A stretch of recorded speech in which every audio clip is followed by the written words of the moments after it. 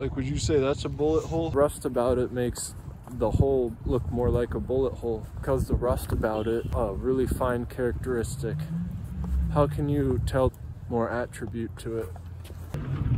They're more definite if they have a little bit. So that doesn't fit in the hole unless you put some work into it. And I never thought of that before. If an animal is sick, then you're going to be, and then you eat the animal.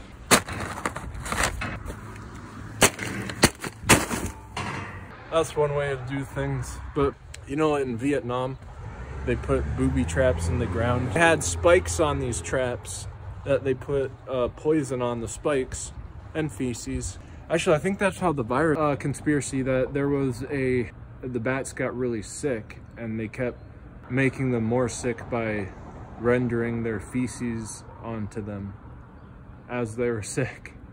And that's how a virus was born. And the bite back is, you could stop all signs. No one's getting paid till someone finds a cure, and they could take extreme measures, cutting corners to get them. Because I lost my wallet, like it literally disappeared. There's been instances where, and there's like my keys inside the bathroom and I hadn't gone inside the bathroom before. Literally stuff like this happens. How many things like that happens when there's more activity picking up, such as you saw someone who could have been RIP'd standing in front of you in plain sight with the markings of it. Then you start looking around and make sure that there's no ghost like doing for eternity, because a person's body is like a ghost if it's far away. In the verse square law, a human body could look like a human ghost at a distance, because at distances everything is out of focus. As to like the occult, they're willing to like say is an actual thing. Closest thing would be entanglement, and that's action at a distance. Also very occultish, but that's just as I said earlier, the inverse square law, it's the same thing, and that's at like distances. Everything is more like fuzzy and out of focus, and that's where the entanglement, constant, and resonance are strongest. So in atonement is like a message, but it's like in Christianity it's like a blessing. It's no different than like a remote control where you press the buttons to change the channel on the TV. The conspiracy of that rendition would be like crop circles. If you could make a shape of that and have it be a remote control, this is what it would look like if you were trying to dial in a crop circle with an atonement figure or a totem. An atonement totem figure. So I'm always jealous of Asia because they have such rich history in like clothing and basically those two things. But in the USA, the history is of like Native Americans, and they have just as many clothes and sound things than they do. This would be one of them. Is like a dream catcher, but this is a different rendition of it, and it could be used as a totem. Yeah, very much like a totem. A totem pole. This is a delight because it uses the inverse square law to focus. The illusion is rendered when it is distant.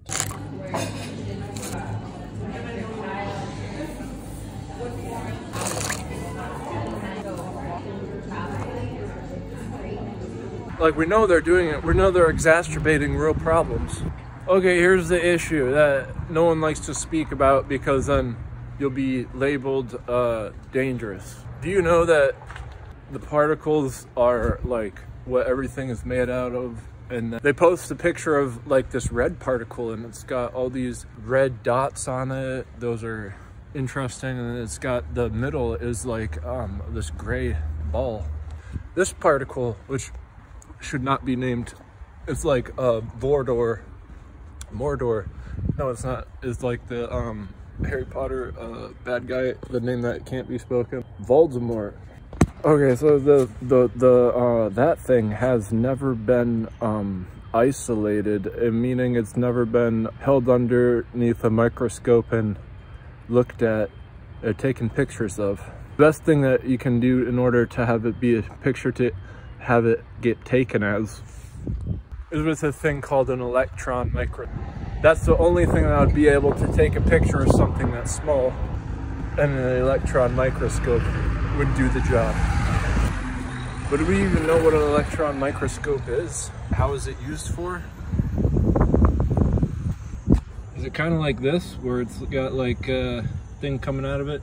Once again, how dangerous! Oh my gosh, dude. You know, this is a wire that's substantially live. The other day I was walking and talking about like dangerous stuff, and I was just looking down on the ground. I was straddling a cord. So when they're posting the picture on the news channel, the backdrop of this picture of the particle that's never been actually like looked at, like literally they can't like draw it. They can stencil some of the picture on a computer, but they've never actually like had a picture of it not on a computer simulated. And why this is important is because they're suing people for actually using it in different places. Like for the Emmy Awards, this guy had the picture of it, and then they sued him because it wasn't an actual thing that he owned. But they don't own it either because they can't even take an accurate depiction of it. And there's positive reinforcement and negative criticism. Look at the cloud down there. You see the cloud of the dust kicked up, and the further away you are, the harder and harder it looks to see it. It looks to see it. And that's how ghosts are. Because the timeline with them is they're no longer here, but then their presence is in the moments whenever you're around them. And so what that is so the presence within the moments when you're around them is like disfigured. They've been departed, and so when you see them, they're disfigured from the moment of time that you're in, probably because they have no weight behind them. A ghost would not have any flesh, and without any flesh there is no weight behind them. And another key factor is when there's like no weight, you're massless, then the time is not differentiating around you, it's not dilating around you.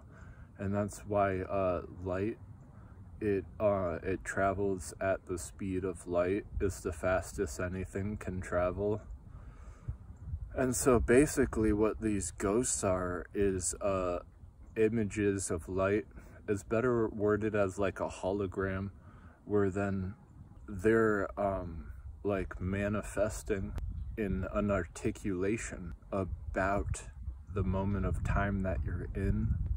And it's just so odd because they don't have mass behind them or about them. So we think with like our brain, and our brain being a muscle, and our brain being a muscle is comprehending them. But if you can't comprehend why they would be there in the first place, you're kind of engaging in most likely out of fear, because whenever they make themselves present, it's usually from loud noises. I don't know if it's just me. Who would want to sit next to the trash can if the wind is blowing downwind? Someone throws up and puts their towels into this trash can. You'll be sitting next to that downwind, breathing in ostensibly their digested fluid. I've grown up around woods all my life. I love going in the woods. Sometimes it looks a little odd when you're emerging out of the woods for 3 reasons. 2 of them will be more acceptable, but we'll say the most unacceptable one at first is the stigma. Well, the Bible has it where pagans are the crud of the earth, and I believe that they are. The reason this was an issue with the pagans is that they're ironically the ones who are found in the forest. They would go in the forest in sky-clad. The other 2 reasons why it's kind of different when you're emerging out of the woods is, well, I fall into these categories of both of them. One I'm certain, the other, I suppose. The one I suppose is different because when you emerge out of the forest, ideally that's what their Neanderthals, where they came from.